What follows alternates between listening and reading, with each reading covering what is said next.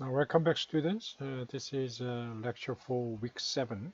Today we are going to cover chapter 3, topic 3, culture and business.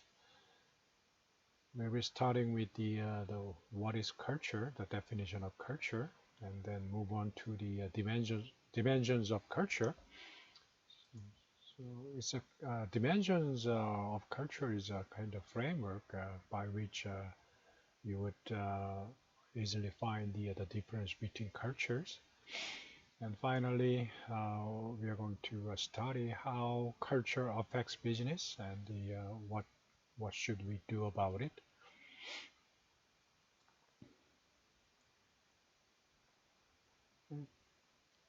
Probably you have seen the pictures of maybe this lady. Her name is Fan Bingbing. Fan Bingbing is one of the very most popular actress in China, and the lady on the left is her name is Liu Yan. She's oh, she's a very famous supermodel from China, and she looks actually very exotic and very unique. And so every time, every semester when I'm having uh, the that's a lecture on culture. I'm giving the same question to the students. Among these two ladies who are the who looks more beautiful, and very interestingly, quite many students from Asia. Asia says that Fan Bingbing is more beautiful, whereas students from the Central Asia and some Caucasian students, they reply that the Liu Yuan is kind of chic and she's more beautiful. And as you may seen from this case, I think I can tell you that the culture is mostly full of irony. And Lian's case, she's a supermodel and she's a very famous, more famous and popular maybe outside China. When you ask Chinese people, especially Chinese girls, they reply that the Luyan is a kind of she looks ugly and strange because of the her long and narrow eyes, slant eyes, and the big lips and a very large face. And And it seems that the modern Chinese current Chinese beauty standard is more closer to that of the Fan Bingbing. So, uh, white skin, large eyes, and the somewhat sharp chins. And this is kind of more modern beauty standard in China as of now. Um, so this is why many ladies and girls are coming to Korea to have the plastic surgery. As you may know, plastic surgery is a booming industry in Korea, and per capita, we have the largest number of plastic surgeons in Korea. Um, and especially in Asia, Korea is very popular among the Asian women. As for the quality of the plastic surgery, that's why uh, many Chinese ladies used to come to Korea, but it has been somewhat very slow during these years because of the COVID-19 pandemic. This is uh, this is what I can say, cultural irony. And it seems that the Asian ladies, they want to become someone who are not who they are not. And according to Geert Hert Hofstede, he's a Dutch, so probably one of the most preeminent scholar in the field of cultural studies. And later on, we are going to study about the Hofstede cultural dimension. So he defined the culture as the programming of the human mind by which one group of people distinguishes itself from another group.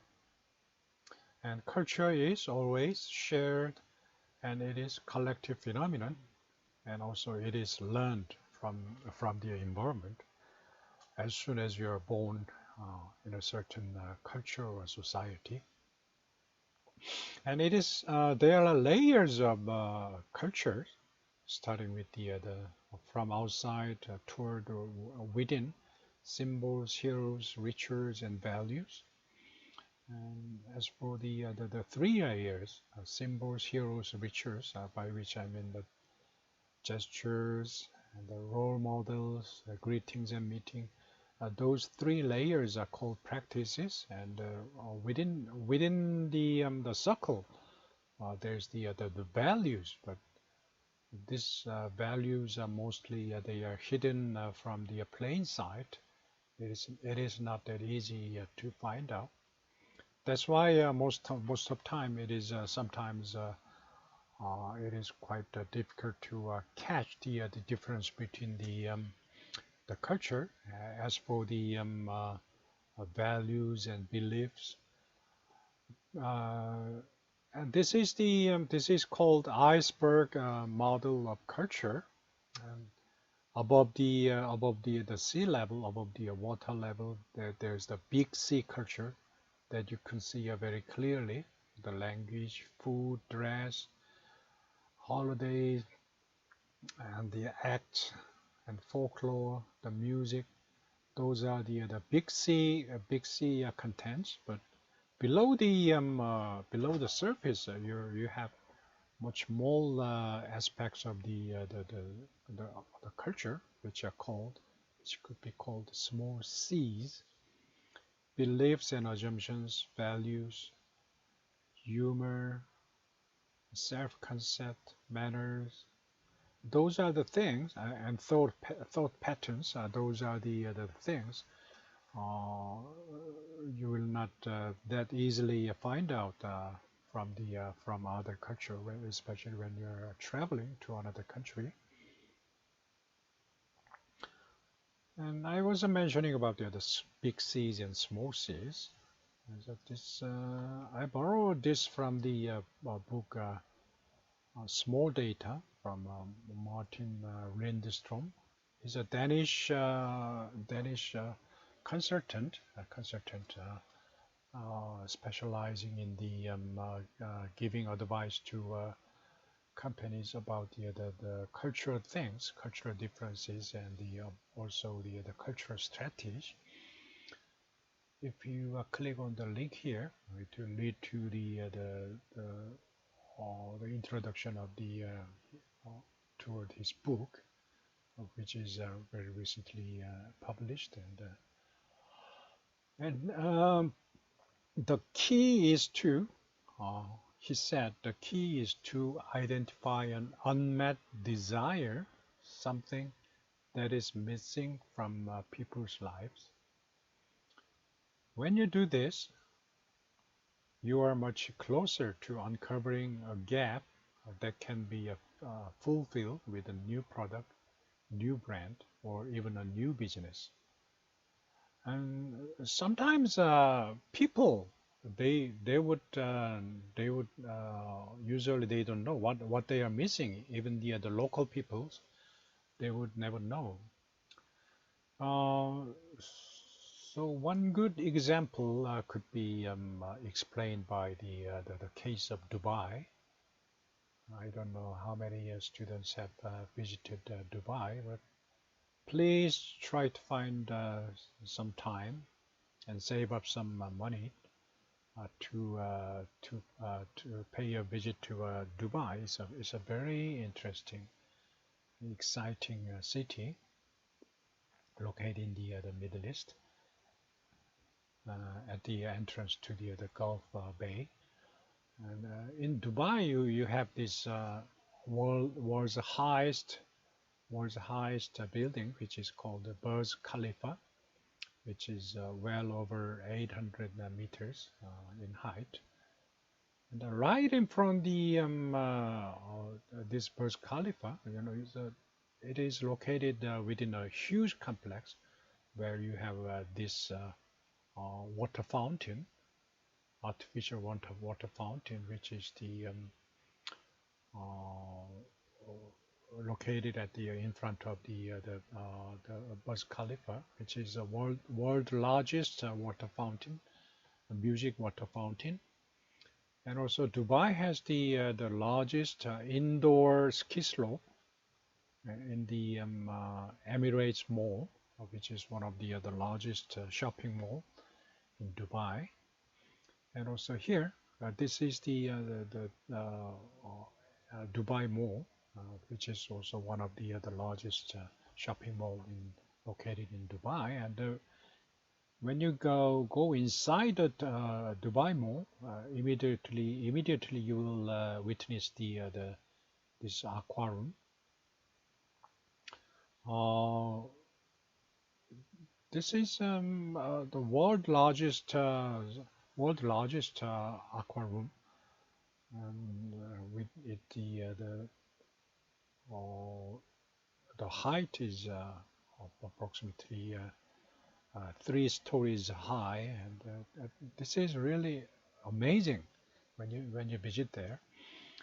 But as you know from here, from looking at so I have attached the YouTube link, which explains which shows those 3 sites in Dubai, which are very interesting. Should be very interesting. And as you may find out by now, so the common theme they are using here is the water. So according to Martin Linderstrom's study, research, and actually Mr. Martin Linderstrom is traveling everywhere, and normally he would stay with the local families, sometimes a few weeks or sometimes a few months, and live with them and find out the small clues which people desire, that people are missing in their lives. And what he found out in most Middle Eastern countries were the people are yearning for freedom, which is symbolized by the water and the blue colors that they are using in their most home decorations. So this is very much related with that theme. So there's no in a very dry and desolate desert land, people are always dreaming about going to the some place where a lot of water, with a lot of water. And that's why Dubai has introduced the theme of water, plenty of water, and even snow. And this is the big reason why most travelers from Middle Eastern countries like the Saudi Arabia, Kuwait, all the rich people from those oil-rich countries, they come to Dubai um, to enjoy themselves, and yeah, it is quite a typical, or typical vacation destination for most Middle Eastern country people, and probably one of the most reason should be watching this and feel somewhat liberated.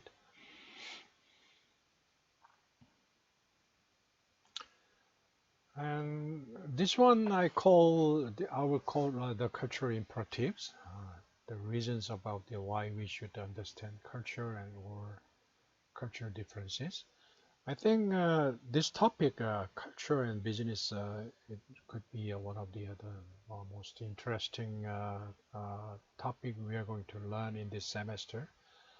And probably you have this vague idea about the culture or vague idea about the other cultural differences. But by studying this, learning this, you're going to get equipped with the framework, a very nice framework you can immediately utilize in your life settings or in your future business or in your future organizational life. So first, intercultural. This is very important for intercultural management. As you may know, today's workforce is becoming more global. Even the companies like Samsung Electronics, which were only most of them or most of the staffs were pure Koreans. I mean, as for the Korean operation, definitely they are employing quite a lot of foreigners in their foreign subsidiaries and business presences. But now, in even for Korean operations, they are employing quite a lot of foreign staffs, for especially the coders and programmers, imported from mainly from India, country like India, and quite many Korean large size Korean corporations are becoming more global.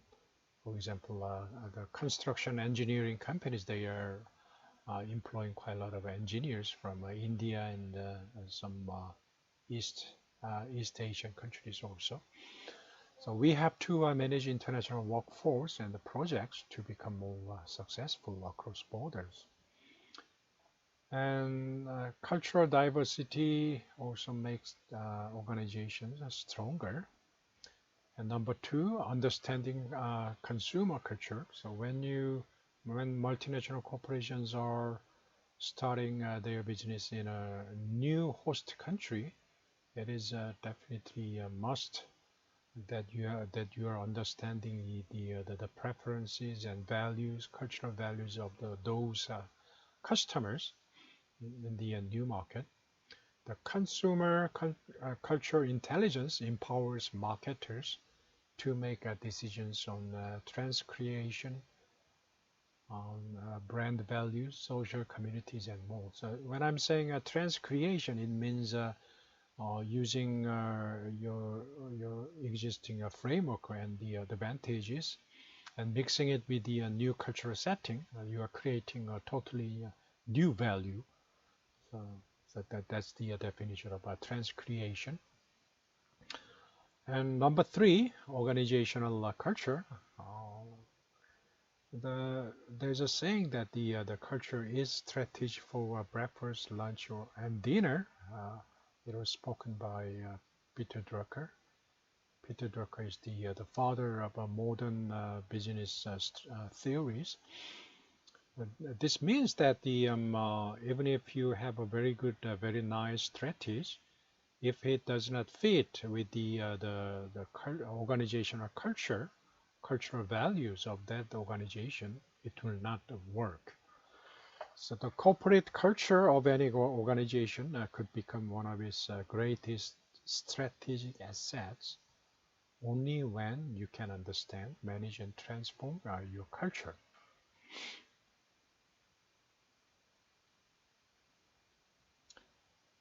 And there's no good or bad culture. You cannot say this the culture of American culture is good or our culture is no good. You cannot say that because culture is normally is value neutral. That means each culture in a different society is like that. It is like that. It is being formed like that because it enhances survivability in that society. So I borrowed a quote from the Dr. Mark Pager's article in the evolution adapted to a culture in the Nature journal, academic journal called Nature in the year 2012. He said the culture is the most distinctive advantage that humans are having against all other animals on Earth, and because of the culture, we were able to conquer the Earth because we were able to we build a society, very cohesive society, to make the collective performance. So what made us human? He proposes that the development of a unique capacity for culture around 200,000 years ago was the defining event in the evolution of modern humans. And he said culture became our strategy for survival, and our ability to learn from others and transmit and build on knowledge, technology, and skills might be the most potential trait the world has seen for converting new lands and resources into more humans. That's the reason why we conquered the earth. So whereas other species are confined to the environments, and their genes have adapted to them, and we have adapted to nearly every environment on Earth that is made possible because of our culture, which is only unique to human beings, Homo sapiens. So culture is learned. It is not something you inherit from your parents. It's not inherited or biologically based. It is acquired by learning and experience. So you're beginning to learn immediately when you are born, from first from your parents and your families. And culture is shared. That means people as members of a group, organization, or society share culture. It is not specific to single individuals. It is collective and it is shared, and it is transgenerational. So culture is cumulative and passed down from one generation to the next, and it is very much symbolic.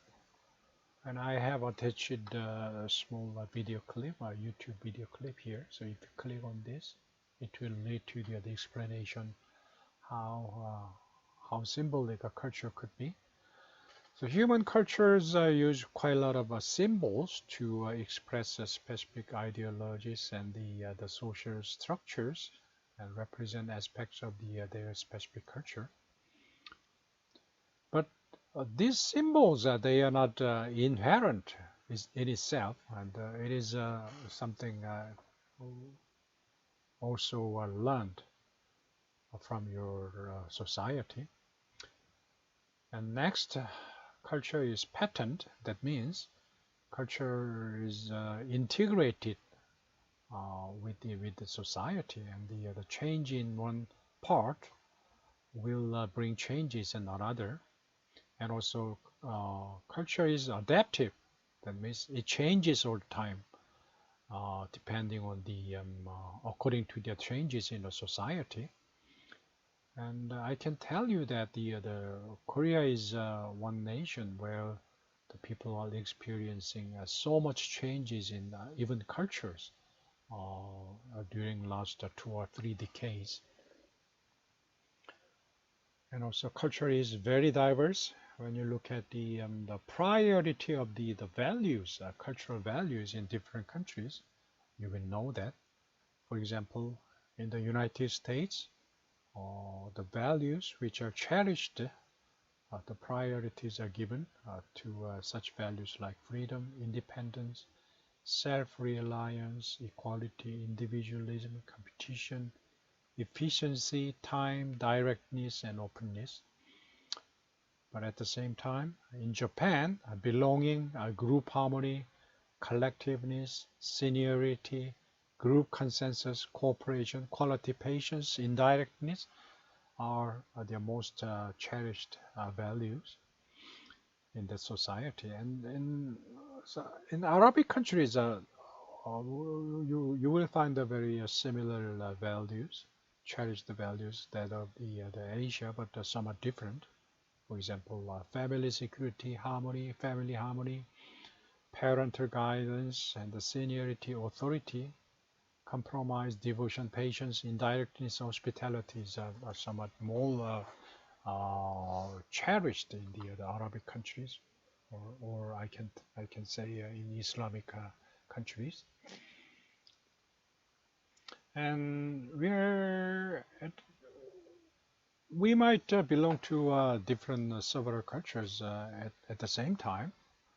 We can belong to a different nation, but within the same nation, we have many different kind of religions. We could that means that we could belong to a different religious group, different ethnic group, and different generation, Y, Z, Alpha, and the different social classes.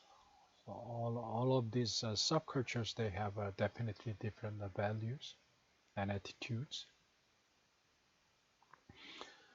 So let's move on to cultural dimensions.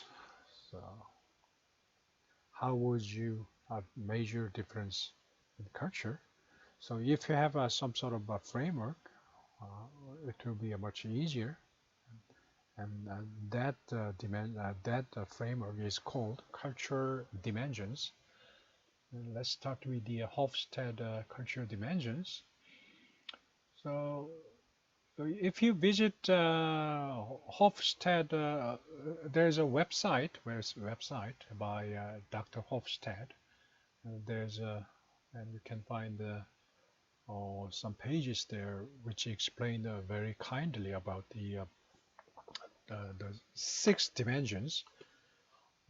Originally, there were 4 dimensions, and recently Hofstede added 2 other dimensions. And so, Mr. Hofstede life is a very interesting one. He after he graduated from high school, he began his job career in a small, medium-sized company. Then he made a resolution to study further, and so he attended Night University, and eventually he got his degrees. That then joined the IBM. IBM at the time, IBM Netherlands. IBM was that was in the 1970s, and then IBM was simply the largest corporation in the world, employing more than 300,000 people. It was a huge corporation at the time, and he was Hofstede. Dr. Hofstede had a chance to work in the HR department where he got a chance to study cultural difference among among the people in different nations within IBM. So he made a very extensive research study about the cultural difference on that setting, under that setting, and so he made samples, more than 100,000 samples, and that became actually the base of his study in cultural dimensions. And eventually he got his PhD and became a very preeminent scholar in the field of cultural studies. So his original study contains 4 dimensions: power distance, collectivism versus individualism, and uncertainty avoidance, and femininity versus masculinity. So if the power distance is high or power distance is long, that culture would embrace hierarchy more easily. And if it is low or short, the society is more egalitarian. And there's the individualistic society could be more individualistic against collectivistic, and also where the society would feel uncomfortable with uncertainty or new things and changes, or some society could be comfortable with the uncertainty. And if the society is feminine, it nurture and relationship is more important, whereas in a masculine society, power and result and performance are more important. And later on, he introduced the short-term versus long-term orientation and restraint versus indulgence. I'm going to explain about that later on. Starting with the power distance, PDI, power distance index. This dimension expresses the degree to which the less powerful members of a society accept and expect that power is distributed unequally. That means if the power distance index is high, the members of the society will more easily accept the power of other people without much resistance. People in society exhibiting a large degree of power distance accept hierarchy order in which everybody has a place and which needs to no further justification. But whereas in societies with the low power distance, people they would strive to equalize the distribution of power and demand justification for inequalities of power.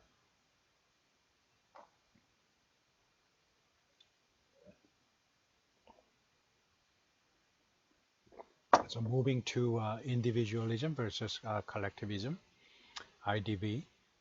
The high side of this dimension, called individualism, can be defined as a preference for a loosely knit social framework in which individuals are expected to take care of only themselves and their immediate families. In opposite, collectivism represents a preference for a tightly knit framework in a society in which individuals can expect their relatives or members of a particular group to look after them in exchange for unquestioning loyalty. So, if you're loyal, I'll give you security. That's the other formula. Moving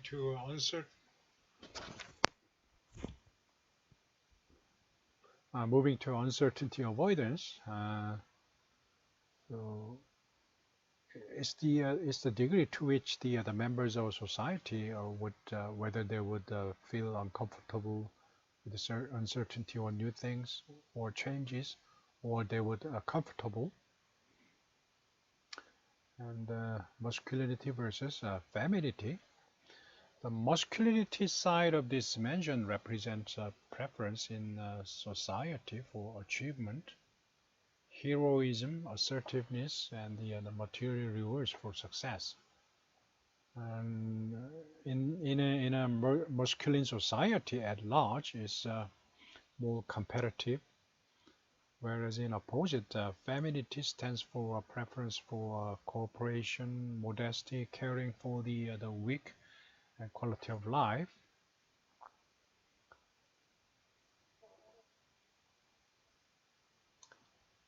And the long-term orientation versus short-term normative orientation, LTO. That means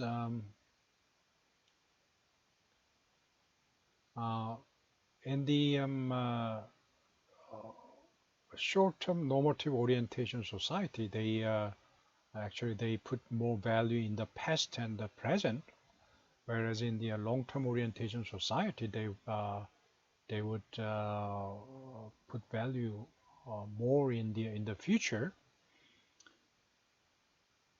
And the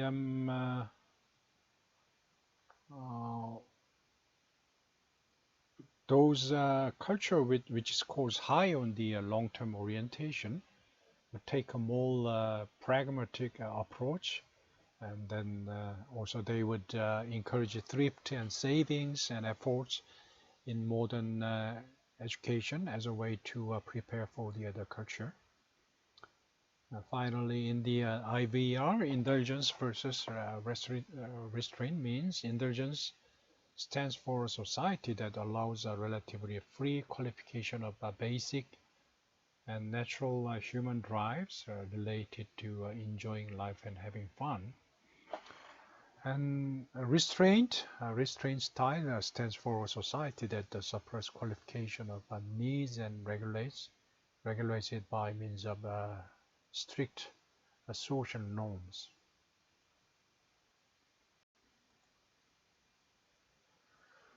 So when you visit the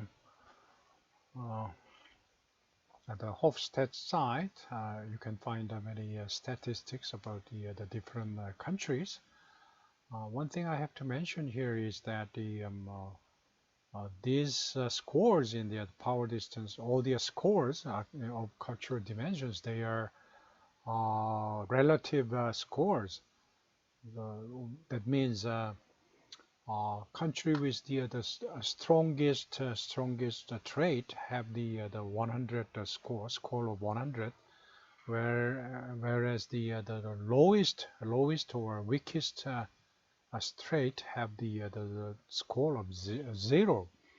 So this is not a absolute score, and this is a very relative and comparative score among nations, different nations. And here I have included 4 countries: China, Japan, Netherlands, and South Korea, for the comparison between the 6 different dimensions. As you can see from here, in the power distance,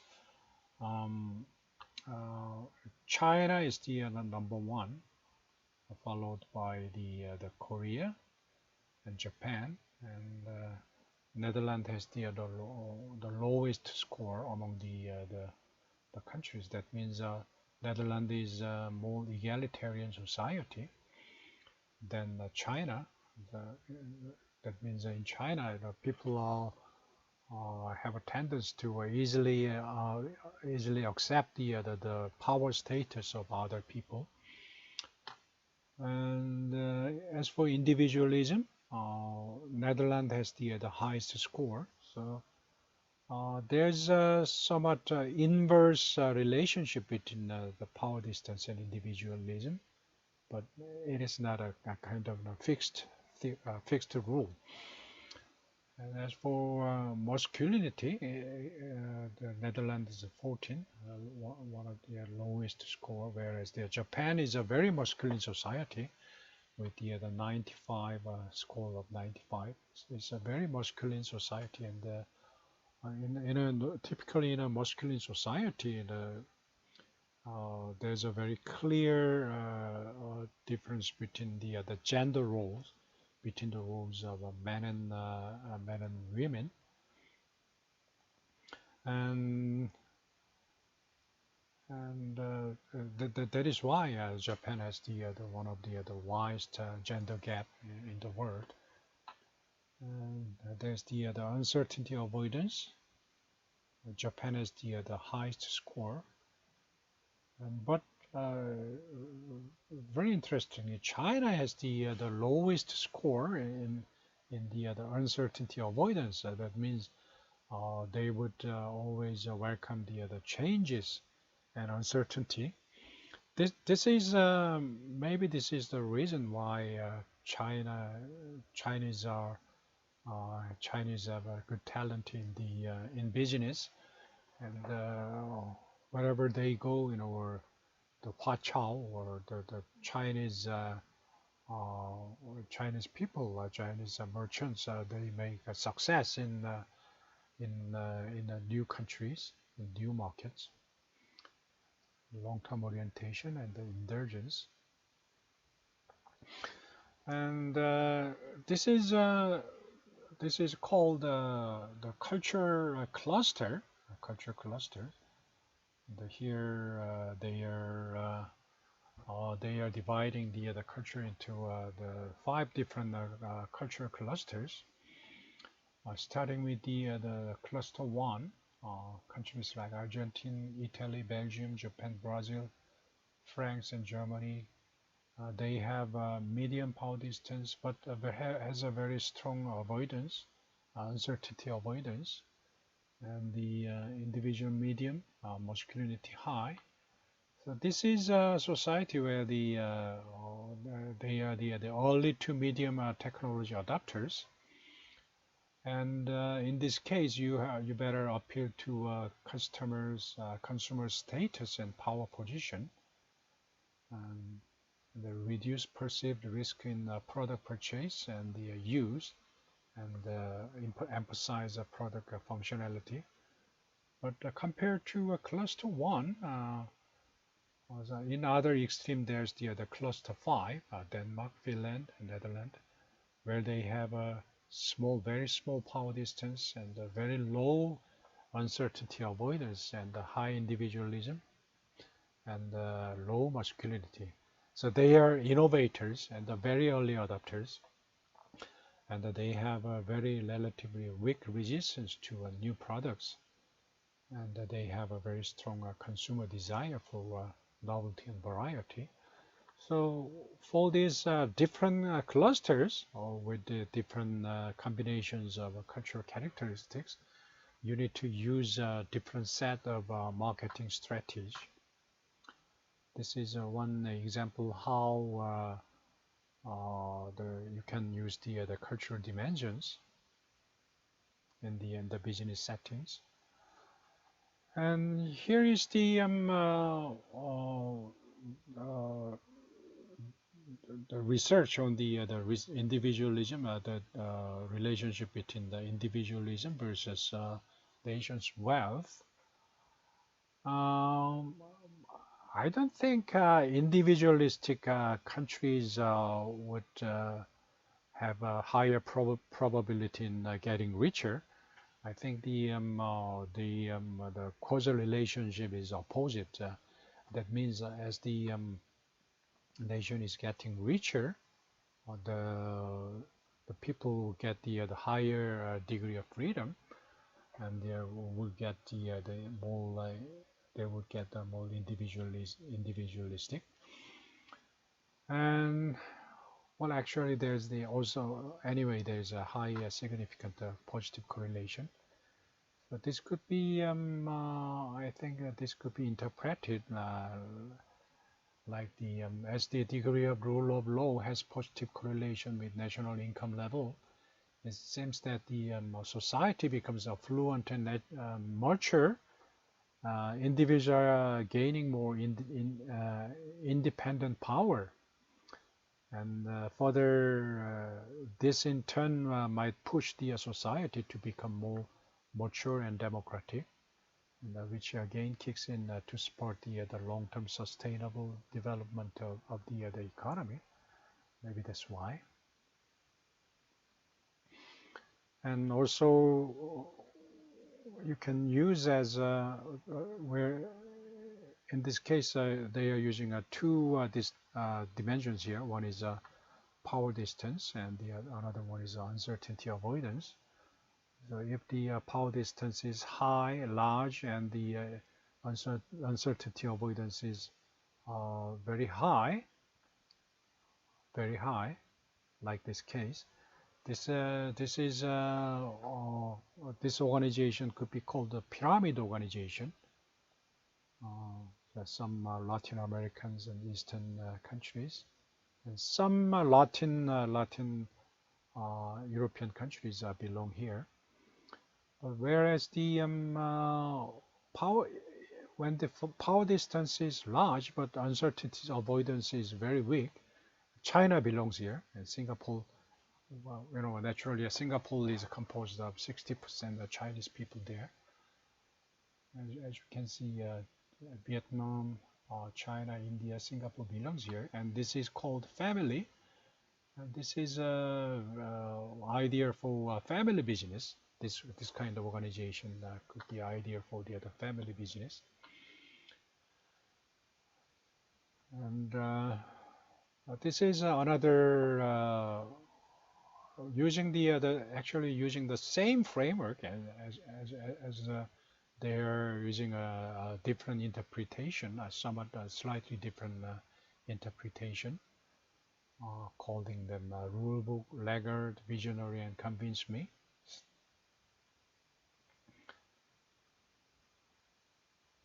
And you can also use individualism and versus masculinity metrics, where you have the 4 different types of organization, either beehive, laissez-faire, happy-go-lucky, or bulldozer.